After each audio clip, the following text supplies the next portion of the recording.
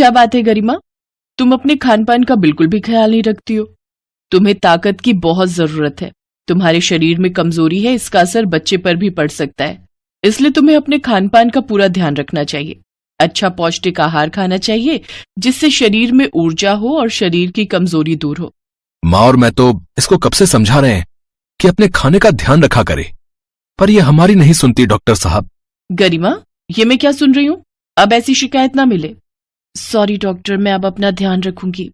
बिल्कुल, अब तुम्हें बहुत ध्यान देने की जरूरत है। कोई भी प्रॉब्लम हो तो मुझे कॉल कर लेना। ये तुम्हारी ताकत के लिए कुछ मेडिसिन लिख कर दे रही हूँ, ये टाइम पर ले लेना। गरिमा माँ बनने वाली थी, पर वो शरीर से बहुत कमजोर थी। इसीलिए सबको यही चिंता थी कि उसका आने वाला बच्चा स्वस्थ हो। पर गरिमा किसी की बात नहीं सुनती थी। समय पर खाना पीना, इन सब बातों के लिए वो बहुत लापरवाही रखती थी। आ गए तुम दोनों डॉक्टर के पास से। क्या कहा डॉक्टर ने? माँ, डॉक्टर ने कहा है कि गरिमा बहुत कमजोर है, इसलिए इसे बहुत पौष्टिक आहार की जरूरत है।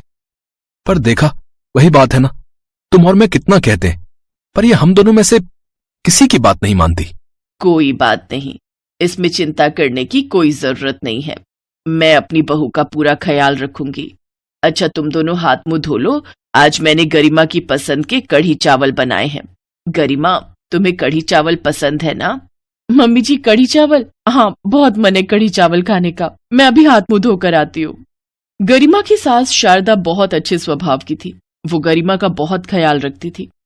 उन्हें चिंता थी कि उनकी बहू का पहला बच्चा है और बच्चा स्वस्थ रहे, साथ में गरिमा भी स्वस्थ रहे। इस बात के लिए वो किसी न किसी से सलाह लेती ही रहती थी। नमस्ते शारदा बहन जी, कैसे हो? नमस्ते सरला बहन जी, मैं ठीक हूँ। अब घुटनों का दर्द कैसा है? घुटनों का दर्द बहुत कम हो गया है। किसी ने तेल बताया था, उसी की मालिश करती हूँ। और बहू है ना, रोजाना गर्म पानी की सिकाई करती है।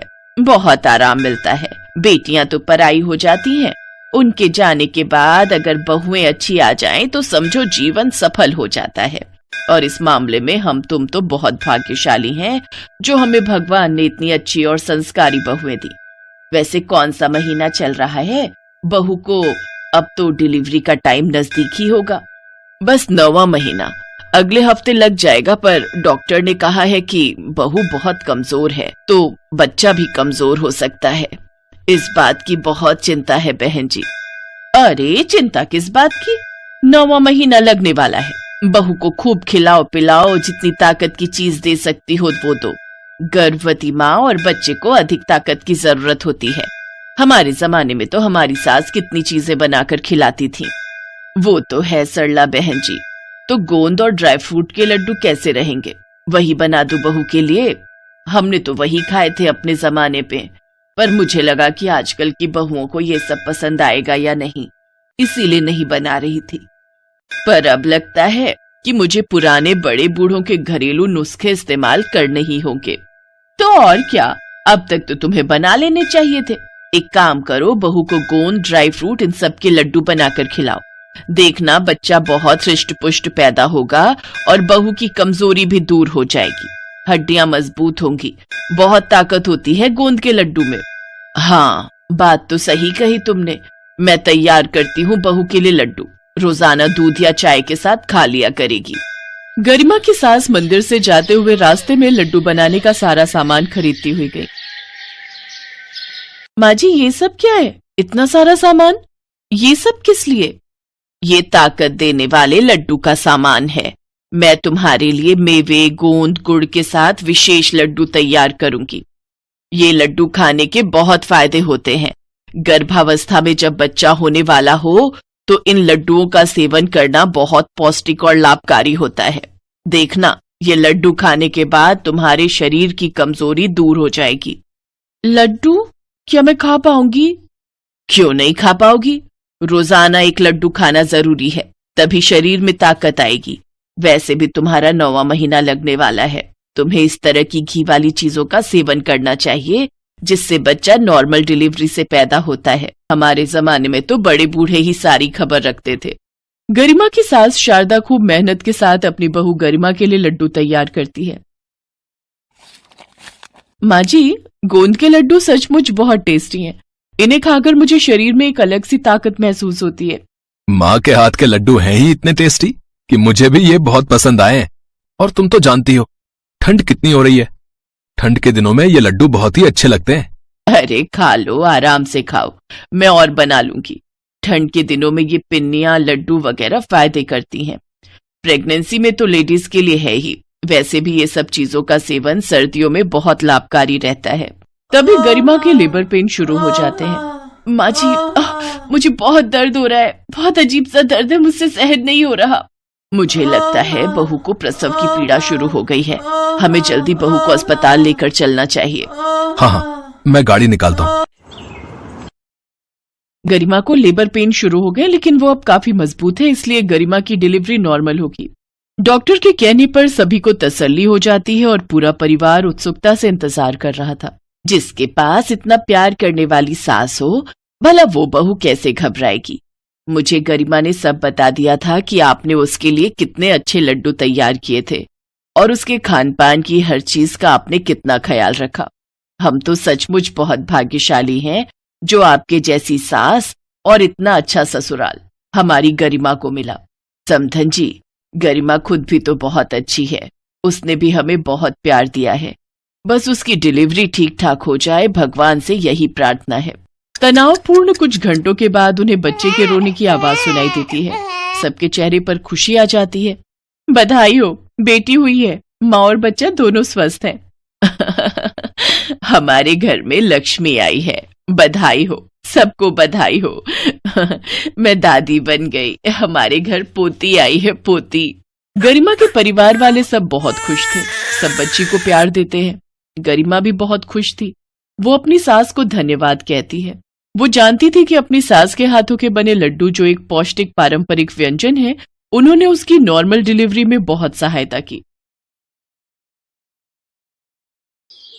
सुबह से रेखा 3 बार हलवा बनाकर देख चुकी थी, पर हलवा फिर भी परफेक्ट नहीं बन रहा था। रेखा गुस्से से झुंझला गई। क्या मम्मी, ये हलवा वलवा मेरे से नहीं बनेगा, मैं नहीं बना रही। सुबह से 3 बार कोशिश कर चुकी हूँ, कभी चीनी कम हो जाती है, कभी घी कम रह जाता है, अब देखो कैसा पतला पानी बन गया है। रेखा, पिछले 1 हफ्ते से तुझे सिखा रही हूँ, पर जब भी सामग्री नापने लगती हो तेरा ध्यान पता नहीं कहाँ चला जाता है। सोशल मीडिया में देखकर भी तू नहीं सीख पाई। अब तो लगता है कि तू शादी होकर जाए तो हलवा किसी जादू से बन जाए, वरना तेरी सास तो मुझे ही ताने सुनाएगी कि बेटी को कुछ सिखा कर नहीं भेजा। मम्मी, काश तुम्हारी बात सच हो जाए और मुझे कोई ऐसी तरकीब मिल जाए कि जादू से हलवा बन जाए। ऐसे जादू से सब कुछ बनने लगता ना तो आज तुम्हारी माँ रसोई में पूरा दिन जादू से ही खाना बना रही होती। ये सब किस्से कहानियों में ही होता है कि जादू से हलवा बन जाए, सच में ऐसा कभी नहीं होता। पर रेखा के मन में ये बात घर कर गई। 15 दिन बाद उसकी शादी थी और उसकी सास ने पहले ही कह दिया था कि उनके यहाँ नई बहू के हाथ से सबसे पहले हलवा ही बनवाते हैं। रेखा अब इसी सोच में पड़ गई कि काश वो भी जादू से हलवा बना ले। सर्दियों के दिन थे। एक दिन रेखा बाजार से शादी की शॉपिंग करके आ रही थी। वो अपनी मम्मी से बोली, मम्मी, घर का सारा काम हो गया है, आप इसी रिक्शा पर ये थैलियां लेकर घर चलो, मैं जरा शीतल के घर होकर आती हूँ। उसके घर से मुझे अपना मेकअप का किट उठाना है। उसने मेरे लिए कुछ सामान ऑनलाइन मंगवाया था। शाम के समय ज्यादा ठंड में घूमो नहीं, वरना बीमार पड़ जाओगी। फिर आपको 2 दिन बाद मेरी शादी में लगना ही है। हाँ, तू ठीक कह रही है, पर तू जल्दी आ जाना। ठीक है मम्मी, तुम आराम से घर जाओ, मैं दूसरा रिक्शा ले लेती हूँ। इतनी ठंड लग रही है, आज तो सबसे ठंडा दिन है और ठंडी हवा भी चल रही है। मेरे पास गर्म शॉल है, वही ओढ़ लेती हूँ। रेखा शॉल निकालकर ओढ़ने ही लगती है कि तभी उसकी नजर सामने पेड़ के नीचे ठंड से ठिठुरती हुई एक बूढ़ी औरत पर पड़ जाती है। आसपास लोग गुजर रहे थे, पर कोई भी उस बूढ़ी औरत की तरफ नहीं देख रहा था। रेखा उस बूढ़ी औरत के पास जाती है। अरे, ठंड इतनी ज्यादा है अम्मा, पर आपने कोई भी स्वेटर या गर्म कपड़ा नहीं पहना।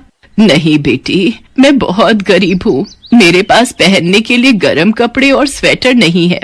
अम्मा, ये लो, मेरे पास कुछ गर्म कपड़े और शॉल है, ये लो, ये आपके काम आएंगे। आप ये पहनो, तब तक मैं आपके लिए सामने की दुकान से कुछ खाने का और गर्म चाय लेकर आती हूँ। वो बूढ़ी औरत गर्म कपड़े पहन लेती है। इतनी देर में रेखा उसके लिए चाय और खाने का सामान ले आती है। बूढ़ी औरत बहुत खुश होती है। बेटी, तुम बहुत अच्छी हो, तुमने मेरी बहुत मदद की है, वरना आज के जमाने में किसी गरीब की कोई इतनी मदद कहाँ करता है। देखते ही देखते वो बूढ़ी औरत एक सुंदर परी के रूप में आ जाती है। घबराओ नहीं, मेरा नाम नीलम परी है, मुझे पृथ्वी लोक पर एक बूढ़ी औरत के रूप में रहने का दंड मिला हुआ था। मैंने परी लोक में एक बूढ़ी परी का मजाक उड़ाया था, इसलिए उन्होंने मुझे दंड दिया था कि मैं तब तक पृथ्वी लोक में रहकर एक गरीब बूढ़ी औरत का जीवन व्यतीत करूंगी जब तक कोई खुद से मेरी मदद नहीं करेगा, और जब कोई दयालुता के साथ मेरी मदद करेगा तो मैं वापस अपने रूप में आ जाऊंगी। पिछले 3 दिन से मेरी किसी ने भी मदद नहीं की। आज तुमने मेरी सहायता की, इसलिए मैं परीलोक वापस जा सकती हूँ। जाने से पहले मैं तुम्हें कुछ देना चाहती हूँ। मांगो, तुम मुझसे क्या मांगती हो? नीलम परी, मेरी तो अभी एक ही दुविधा है। 2 दिन बाद मेरी शादी है और मुझे हलवा बनाना नहीं आता। आपके पास कोई उपाय है जिससे जादुई हलवा बन जाए और मेरी ससुराल में प्रशंसा हो? अच्छा, तो ये बात है। रुको। नीलम परी हवा में छड़ी घुमाती है। ये लो, ये जादुई चीनी है। जब भी तुम हलवा बनाओगी तो इसी चीनी का उपयोग करना। ये चीनी मिलाते ही स्वादिष्ट हलवा बनकर तैयार हो जाएगा। आपका बहुत बहुत शुक्रिया नीलम परी, आपने बहुत बड़ी मुश्किल हल कर दी। नीलम परी से चीनी लेकर रेखा घर जाती है और चुपचाप उस चीनी की पोटली को अपनी अटैची में रख लेती है। 2 दिन बाद धूमधाम से रेखा की शादी विनय नाम के लड़के से हो जाती है। देखो रेखा बहू, तुम्हारी जेठानी वर्षा ने पहली बार बहुत ही स्वादिष्ट हलवा बनाया था। तब वर्षा ने हम सबका दिल जीत लिया था। आज तुम्हें भी सब मेहमानों के लिए स्वादिष्ट हलवा बनाना है।